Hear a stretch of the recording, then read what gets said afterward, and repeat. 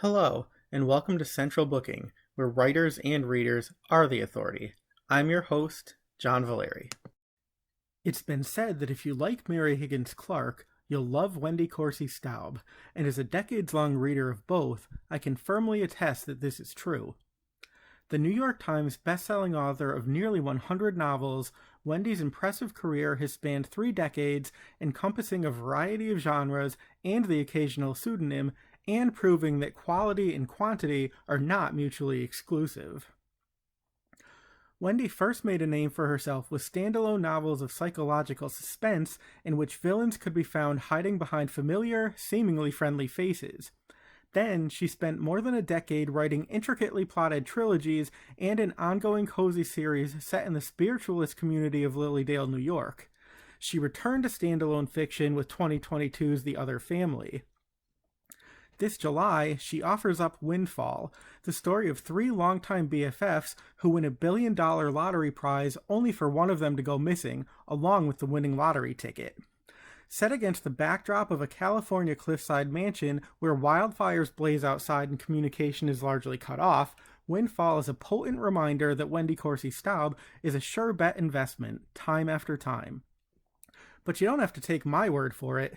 Lisa Unger called the book riveting and engrossing, and further enthused, rocket-paced and full of unexpected twists, Windfall is a knockout, a summer must-read. Now, join me as I go between the lines with the incomparable Wendy Corsi Staub.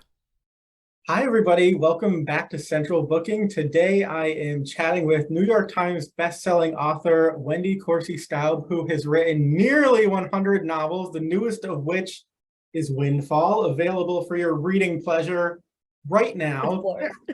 There it is. Welcome back to the show, Wendy. It's always nice to see you. Thank you, John. You are one of my oldest and dearest. It's always so great to see you. Oh, thank you. Thank you for having me. I'm always excited when you have a new book because I'm like, all right, I can probably, now I have an excuse to, catch up with Wendy. So yeah. Thank goodness you're prolific. Every year or so we get to. I'm trying. Yeah. All right, so we are going to do Between the Lines today, which is pretty rapid fire. But before we get to that, I do want people who are tuning in to get a little taste of Windfall. And then, of course, you're going to run to the store and pick it up because it is that good. But so I am really going to briefly summarize and try not to butcher the plot of this book. The butchering, probably would be appropriate given your background in books. But basically, it is the story of 3 women who've known each other for a couple decades. They are the September girls. They all share a September birthday. And so for their 40th, they decide to meet up in Vegas. They chip in for a lottery ticket. They go their separate ways. And then they realize, lo and behold, that they have won a $1 billion prize, like life-changing. And so they reconvene in California at this sort of cliffside home. And then one of them goes missing. And of course, the woman who goes missing is also the holder of the ticket. So there's sort of multiple mysteries going on. So that is the setup. And first, I wanted to just ask if you can sort of briefly introduce these women characters, because they're very interesting. They know each other, and yet they don't, because they're not as close as they were when they were in college together. And so they have lives together and then lives apart, some of which they're keeping from one another. Yeah, I wanted to play with the idea that you feel like you know the people from your past, and like everybody's frozen in time exactly as they were. But really, people go on and they live their lives and their separate lives, right? So when they come back together, they have preconceived notions about who they are and how they interact. Leila has always been the bossy control freak. And JJ was the one who wanted to be a writer, but she grew up impoverished. So she was the scholarship student. And then there is Molly, who's a Southern belle, who followed her frat boyfriend to college, wanting to be an actress, kind of for lack of any other major to be, I think. And so she was always, the femme fatale. She was the, they all see each other as they were, but life has taken them in different directions. And there are pieces of their old selves, as with anybody in real life, but they've changed, and they have to try to deal with how much they trust each other and how well they know each other when they're about to share this huge windfall. Absolutely. And so I have to ask you about the Windfall too, because, until I read this book, I don't think I ever thought about, the repercussions of winning that kind of money. I mean, you think of the positive, yes, it can be life-changing in a great way, but also, it can be kind of dangerous. So I'm wondering if you can talk about the reality, the things that they realize, how they can be in peril either physically or emotionally after coming into a lot of money really, really quickly and unexpectedly. Well, yeah. I mean, I did a lot of research into lottery wins, and I always kind of felt like coming into money doesn't solve everything. There are certain things that money can't buy. That's obvious. We all know that. And there's a quote in the beginning of the book. It's a Ralph Waldo Emerson quote. It's money often costs too much.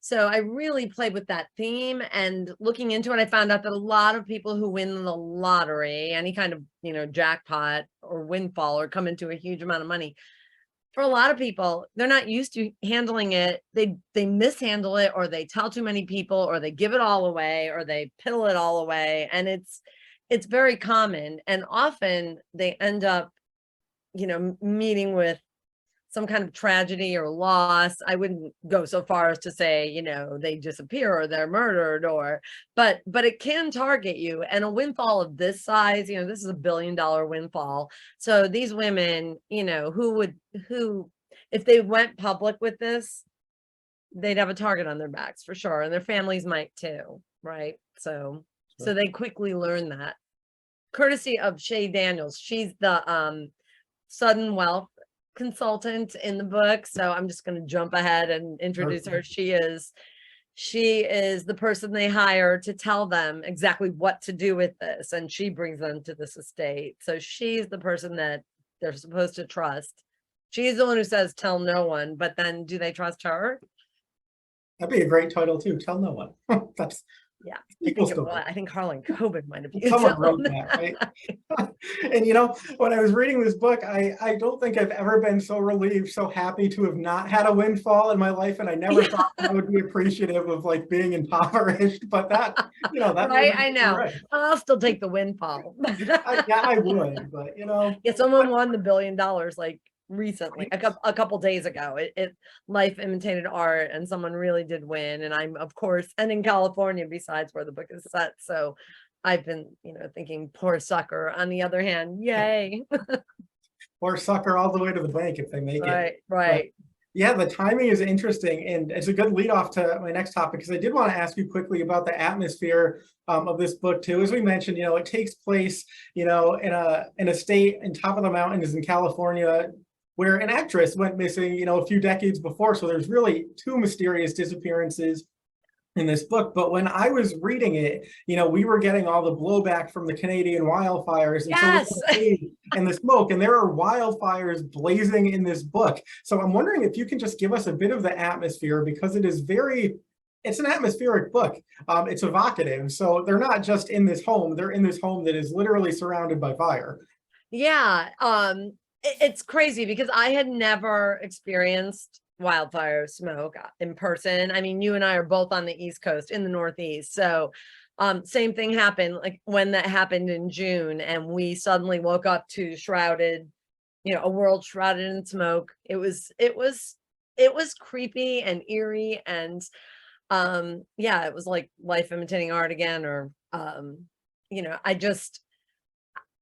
I guess when I researched it, I talked to a lot of people who live on the West Coast, who had been through wildfires, and I sort of channeled what they had experienced. And I also did so much meteorological research into also the Santa Ana winds, which play a big role in the story. There's a mystique attached to them, and when they blow in, it's said that people kind of go off balance, and the natives call them the devil winds. So there was all this lore that I uncovered, and I really love the idea of not being able to control things, especially, for these women who are now, they should be able to control all the things in their lives that are wrong, because all three of them are in dire straits financially when they win this windfall. And I mean, even the title is a play on, it's a play on that. Like, you can't control everything. Money won't help everything. And the fires are closing in. And it was also a play on a locked room mystery kind of Right. thing. My editor really wanted me to enhance it. It was always there. It was an element, but they weren't quite so cut off. It wasn't quite so prominent in the first draft of the book. Sure. And so, final question before we do between the lines, but I have to ask you, people who've been reading you for a while now probably remember that you got your start with standalone novels of psychological suspense, and you did a lot of those, and then you sort of switched to trilogies and also a cozy series, probably for 15-ish years. And then with the other family, just a few years ago, you've kind of made your return to standalone books. And I'm wondering if you can maybe briefly compare and contrast the process of writing a standalone to a series and what you appreciate about it versus what challenges you most. Well, there's no history for one thing in a standalone, so you are free. Whatever you put on page one is fresh, right? So you are creating the world from start to finish. You don't have to leave doors open for anything else to happen.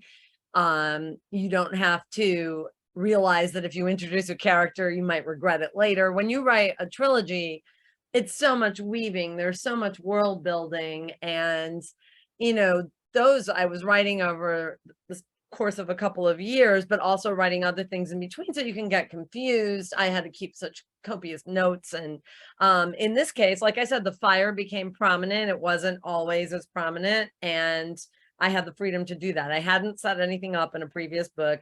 I wasn't setting anything up going forward. So I had freedom. And I think that's, on the flip side, there's so much more room in a trilogy. I think that kind of suits my writing style. I'm kind of working on another trilogy right now because I love that idea of, I have room to tell this story. Like there are mini stories and they wrap up, but it's kind of episodic, like you're like television, like a Right.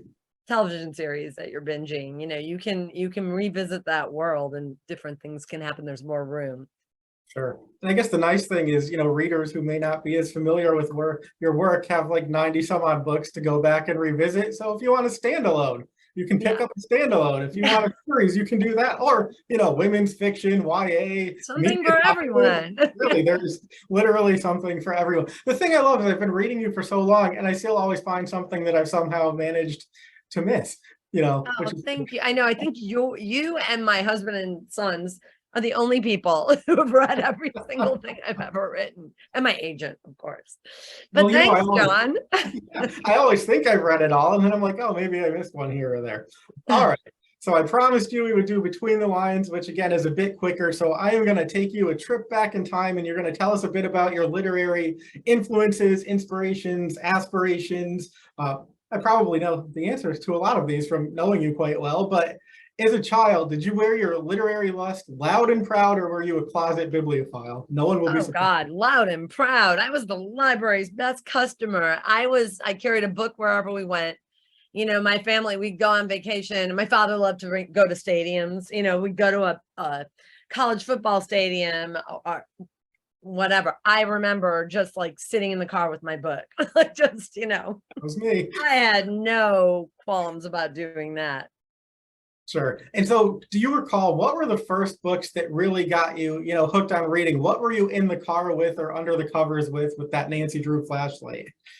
It was Little House on the Prairie series. Like that was a big one. And the Nancy Drew mysteries. I always loved a mystery. And I liked that those were series that you could revisit like old friends. So there were those two. I also loved Little Women. I used to and still do reread it every Christmas.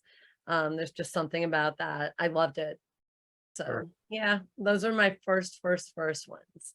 Sure. It's funny, Nancy Drew comes up quite often, and I always refer to her as like my gateway book to the adult world. But now Yeah. that you're bringing up vacation, like literally, like my parents would plot like a book stop along the way. So I wouldn't be like, are we there yet? They'd be like, just buy a book and shut up. And it worked. Yeah, really well. And I exactly. Oh, that realized, was always my favorite stop. And my parents would plan vacations around. They didn't just do stadiums. We went to, Mark Twain's Hannibal, Missouri, like to the cave, because I had read that and loved it. We went to the little houses. They were really good about incorporating my stuff as much as they did the sports or the history or whatever else it was. Sure. Yeah, we don't vacation much anymore, but whenever, I used to go with Chelsea, she would literally look up all the bookstores in the vicinity. So she would get me where she Love wanted to her. be, as long as she was stringing me along with bookstores. Like, I mean, how clever is that? That's so clever. What a good wife. Right? Everybody's happy. So I get Keeper. booked, and she's one of those people, the itinerary, go, go, go, fill every moment, which is not me. So when I get overwhelmed, that's when we go to the store and I tell her to pick out a puzzle. And then we like hotel time with the air conditioner turned on. But anyway, I'm wondering, do you recall, you've told us about the Little House on the Prairie books that you really enjoyed. Do you recall any books that were sort of your entry to the world of more adult fiction? To the world of, I'm sorry, what was that? More adult fiction? Oh, adult fiction. I do remember. It was Mary Higgins Clark's Where Are the Children? I read that. My friend Sue Krishon loaned it to me. I think we were in 6th grade, and she was like, "You got to read this." I'm like, "But it's for adults," and But she's like, "It's so good," and that was the thing that made me want to write this stuff. I think that was the pivotal book for me. And then I went on to read everything that Mary ever wrote. Right. I love that you said that. She was my first adult book too. It was, oh my gosh, All Around the Town. So a couple Oh, books. wow. I love that one. I own most of those. Yeah, I own Yeah, that one. and that's how I was introduced to your books. I met you through random bookstore browsing, and I found one of your books on a shelf, and there was a big blurb on the front from Lisa Jackson saying, if you like Mary Higgins Clark, you'll love Wendy Corsi Staub. And I was like, how can I not pick up this book? And here we are, 20 years later? Nobody would believe that. We haven't aged. So good to know. That's great. I love, and they kept that on there for years and years. I was so honored when she said that, but that would make me pick up a book for sure.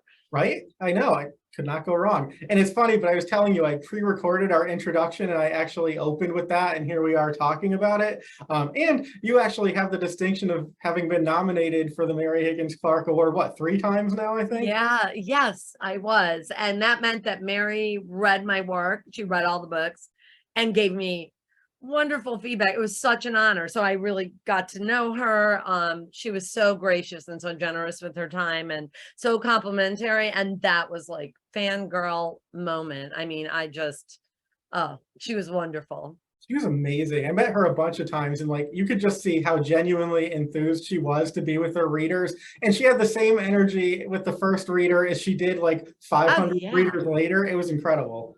Yeah, class act all the way. Yeah, she's so missed. Yeah, absolutely.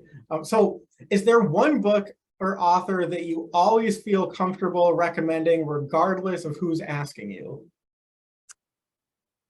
One, I would not say. No, I wouldn't say one book. But I would say that often whatever I'm reading is so fresh in my mind, and I tend to I read a lot of women. Sorry, John, I know you're but I will say I always feel like I want to give the female authors an extra little push. So I always feel comfortable, unless it's something that I really didn't want to read and I had to read it. But I always feel comfortable if I'm enjoying a book saying, hey, try this one. It's really good, because I feel like I've met so many men in my life who will say, they'll come up to me, readers, and they'll say, my wife was reading this and she said I would like it. And I didn't think I would because you're a woman, but I liked it. So, they're so shocked. And I feel like so many men won't read women. A lot of women, most women that I know, will read anything that is appealing. So I like to give the gals a little push. I'm all for it. Is that an okay answer? It's true. Absolutely. No, I feel like I've always read more women than men. And I remember not too long ago, the big conversation about diversity in publishing was, why don't we talk about women's books, more often? Yeah. And I always thought, wow, I'm ahead of that trend. But then it's okay, obviously diversity is a much bigger thing. Oh yeah, absolutely. And yes, it has been. And there are, I have authors, I have authors that have been facing that for years. I never realized, just as I thought, and there's ageism, there's all kinds of stuff going on out there. Right. So, but if a book is really, really good and I'm in the middle of it and someone asks me what they should read, or if I'm signing and they say, what else do you like to read? I am comfortable recommending. I say, read Wendy Corsi Staub. I travel around with your books. If anybody I asks, like that you do that. Thank you. And a t-shirt, right? absolutely. Sometimes I bring the mug too if I haven't had my coffee. I mean, it's a traveling show. So let me ask you this. Is there a book or an author that you have always meant to read and yet somehow it has not happened yet? Oh God. Yes. Okay. So Donna Tartt. And my son just finished reading The Secret History. I always know I would love Donna Tartt, but I'm so daunted by everybody saying, no, it's so hefty. And I just feel like it's time. And I know she's really good. And often when I'm speaking with another author, they will, quote her or talk about like moments in her work that influence them. And I think, why have I not read Donna Tartt? So that should be my next up, I think. She's in my piles too, but if it makes you feel better, I think I have all of her books and I have yet to read them. Read them, right? And I know I'm in for something wonderful. I just feel daunted. I guess now it's gotten into my own head, like, oh my God, and what if it doesn't live up to the hype? But my son is always he reads everything. He's very much like you and my older son. And, he was like, it was really good, Mom, really, really good. And now he often drops, certain points about The Secret History, and he read her other work, but yeah, into conversation. So Sure. I'm missing out. Yeah, but I bet you feel too like you want to have the time to really immerse yourself in it. And you're just in the middle of so many things that. Yeah, it's a big commitment. That is a huge piece of it, I have to say. Sure. All right. So I'm going to say, accepting Windfall, since we already talked a bit about this book, is there one book of yours that you would recommend that readers start with? A personal favorite or just something that you think really captures the essence of what your books are? And it does not have to be suspense. Maybe you'll surprise me and, No, I would say suspense. I mean, yeah, I have written other genres, but I would say The Other Family, which was just out last year, that was my first standalone in years. And I feel like I worked really hard on it and I feel like it holds up. I just reread it recently. And so I would say, because it's a standalone and because it's a more recent standalone, my earlier standalones, I would say, I mean, they all hold up as far as I'm concerned, but this is more contemporary and it just feels like my voice now. It feels like, so I had done so many trilogies for probably about 10, 12 years before that. I wouldn't recommend necessarily that somebody start with a trilogy only because it's like the Donna Tartt angle. It's a big commitment. What if I don't like it? So, so The Other Family, I would say. It's an excellent recommendation. It is a good place to start. All right. So assuming, that people think about your reading preferences based on the kinds of books that you write, and assuming that people mostly know you for the suspense books, is there an author or book that you think your readers would be surprised to know that you read and really, really loved? Are you going to like 50 Shades of Grey me, Wendy? No, I am not. I am not. And I keep thinking that people who know me or who know writers are probably aware that writers will read just about everything. So I have no, I wouldn't say guilty pleasures, but I love I love Bravo TV, Real Housewives. I loved Andy Cohen's book. So his 3 books, actually, I listened to them all on audio, but I also love anything about reality TV. I love those gossipy. Yeah, I loved Rob Lowe's Hollywood Tell All, stuff like that. I'm not ashamed to admit it. Hey. People might be surprised, but true literary people know that we all will read anything pretty much. Right. And the thing I should tell people is you write so much fiction that you've often said that you try to avoid the kind of books, that you're writing in your reading. So if you're writing a mystery, a suspense novel, you kind of avoid that. And I spoke to somebody recently, another Wendy Whitman, and she said the same thing. Like she'll only read nonfiction when she's writing fiction. She's writing. Want it to filter, into her work inadvertently. And I'm like, it's a Wendy thing. Apparently. It might be, but I did find a way around that. So recently, well, the last few years, so I'm a swimmer because I have a bad back and I have a device that I can listen to books while I'm underwater. And at first it was just nonfiction and podcasts, but then I realized when I started listening to fiction, I'm such a visual reader that to me, this doesn't feel like reading, and it doesn't creep in as much as an actual book will, because I'm Mm, just visual when I write clearly.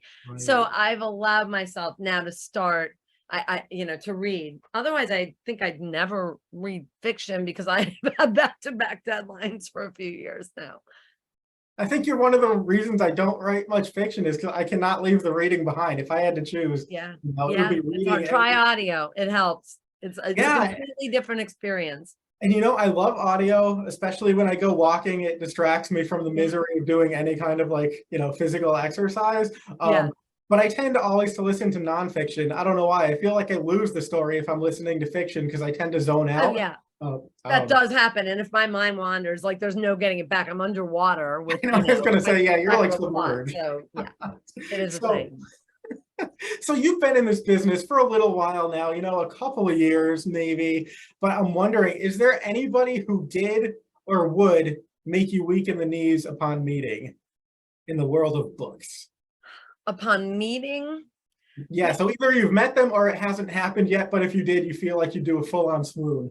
yeah, I met that. It was Mary. It was Mary Higgins Clark. Like she was, I knew so much about her too. I mean, there are other people that I would say who are, like Laura Ingalls Wilder, sure. Louisa May Alcott, yeah. But Mary was my idol, and I think I cried the first time I actually got to meet her, and she said, "I loved your book." That kind of thing for me was, if I could have told little girl Wendy that years ago, it was just a wonderful moment. But the thing about this industry is that then you are friends with other authors. So pretty much like I have like group texts with a bunch of authors who I'm very close to, or we get together, and they're household names, but I know them as people and we're friends. So I feel like I'm not starstruck by anyone I haven't met anymore because I just kind of know they're going to be like Mary was and like my friends are, very human, and I can relate to them. We all kind of do the same thing. So, but if you're talking about Bono and music, that's different, right? You drop right out of your chair. Yeah, exactly. Exactly. And he did write a book, so I can say Bono. How's that? That's right. He did write a book. That's fair. And it's funny you would mention Mary Higgins Clark again. I have to tell you this just because I don't think I ever told you, but I adored her. And it actually ended up being Chelsea who got to meet her and interview her first because she was doing an internship at the casino, and Mary and Carol Higgins Oh, Clark came over and they were like, "Will you do a little, video for publicity?" And I'm like, "You have to be kidding me." I'm like, "Have you even read them, Chelsea?" But then I got to meet him too, and it after was all all these years, it's Chelsea who's the in for wow. yeah. Wow, but I bet she was even, I mean, you don't even have to be a Mary reader to know her name and to have understood. I mean, Queen of Suspense, right? She was Right. And then full circle moment, she was the speaker at Chelsea's graduation. She was the commencement oh, speaker. I'm like, come on, I went to this school wow, what too. happened? This isn't fair. No, that's okay. I got to interview That's okay. Mary You many got to other know her in times, your own but right later, she right? was wonderful. All right, so let me ask you this. I mean, you are such a prolific author. You have so many books. You've been awarded in many, many ways, nominated for so many other things. Has there been one moment that you can look back on in your career and say, this is when I knew I've made it? Like, did you have an I made it moment? Yeah, it was when I made the New York Times bestseller list because I used to work in a bookstore. That was my part-time job when I was in high school and college, and I used to be responsible for putting those books on the shelves in order every Sunday. These are the bestsellers, and so that was my goal. And I was also shocked when I made, it seemed to come out of left field for me. So the first time I ever got that phone call, I was stunned, and I'm still so proud of that. It's something that no one can ever take away, that I always love that it's above my name on my books because I worked really hard to get there, and it meant a lot to me. That's a wonderful moment. And like you said, I mean, it's yours forever, Yeah, regardless of what happens, that will always be there, which always is be there. so do you have a great literary ambition other than just continuing to write quality book after quality book? Is there something that you have yet to achieve, that you're aiming for and hope happens? I would say, I've met most of the goals I set for myself when I was young and starting out. And those goals, as you get older and you look back, the things that are important are being able to make a living doing something that you love. It's not necessarily the honors or the bestsellers or, and I've had something turn up on television, and I always thought that would be, I have other things in the works, but really it's about the writing, the work, and loving what I do and being able to tell stories. If anybody ever took that away, that's me. It's such a part of who I am. And my career is really, it feels like such a part of me that I'm honored. I will never retire. Retirement would be nice, $1 billion maybe, but I think I'd still tell stories on my own terms. That makes me a happy reader. I mean, really, what would you do with yourself if you were? I know. I tried to take a break. I was waiting for to get feedback on something a few months ago, and I was like, what do I do? I'm a writer. I can only clean so many closets. Just, I think writing would be a good excuse not to clean the closets. Maybe you should write more. Oh, there are times when I'm writing that the closet looks pretty appealing. When I've written myself into a corner, I'm like, oh God, because that you can finish, right? Like if you've written yourself into a corner, it's a lot of work to get back out. It's not a concrete project. No, it's very true, because I mean, I don't have deadlines like your deadlines. Like, I do not write novels, but I have a million deadlines for smaller things. And if Chelsea sees me like washing the dishes or doing the laundry or something during the middle of the day, she'll be like, you owe somebody something, don't you? Yeah, you stepped away. I know. I do that. Sometimes I'm in the kitchen and somebody will talk to my husband, my poor husband usually, and I'm like, I'm thinking. I'm like, don't talk to me. Yes, we have very rich internal lives. I mean, exactly. So how about this? How has your life in reading and writing informed the way in which you live? Oh my God. I come from a long line of storytellers, and I feel like I'm so in touch with that these days. The older I get, the more I look back on the family members, my grandparents. I had all 4 grandparents growing up and some great grandparents, and my mom and dad. My mom I lost young, but I feel like it was such a legacy, such a part of my life. Like my father is a storyteller. I feel like, so I've started to realize that what I'm doing isn't just writing, which is a solitary effort, right? It's about story, and story is a part of my family. It's what we do when we sit down at the table. It's what we do when we get into the car. It's what we do when we see our friends. We tell stories. I feel like it is who I am. You tell stories and plot murders. Plot murders. Yeah, that part. I don't know where that part came from. I hope it's nice not dinner such a part of who I am. So final question, and you already sort of snuck this in, but can you leave us with a little teaser of what comes next? I believe I heard you say that we have another trilogy. Oh, well, I am working on a trilogy, but I also just signed a contract. I think you heard it here first. I just signed a contract for 2 more Lilydale books. It'll be books 6 and 7 in my Lilydale mystery series. Perfect. And so I'm also writing book 6 right now. So the trilogy is something separate, but book 6 is called Dog Days, and it'll be out sometime next year. So, and there's a 7th coming along. It's already plotted, and yep, never dull moment. That is most excellent. So last time you were here, you had breaking news too, and that's when you dropped The Other Family. So this is wild. But before I let you go, I should probably say, actually, Lilydale is an interesting introduction to your work too, because, there's a standalone book with Lilydale, and then there was a young adult series, and now there's a cozy series for adults, but you'll find some of the same characters in addition to that great setting. Would you mind talking about that just for a moment? Yeah, Lilydale is a small town in upstate New York. It's right near where I grew up, and it's populated by spiritualists. So I was always fascinated growing up. People who talk to the dead. What's more interesting than that for someone like me? And so, yeah, I wrote a one-off. It was called In the Blink of an Eye, years and years ago, I think like 98 or something like that. And it got so much mail. It got a lot of mail from my young readers. I had started out in young adult, and it got such a response that I realized I should set a series here. So I wrote a series for young adults, and now years later, I've revisited it. It's a traditional mystery series, so there are cats, there's an old inn.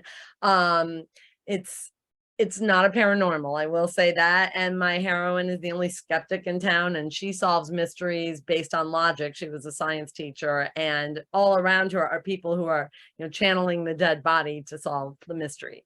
And I've also, it's characters that I introduced in the young adult series, like my heroine Kala. You meet her now as an adult. Her love triangle from back then has worked its way into the present. So it's like a spin-off series.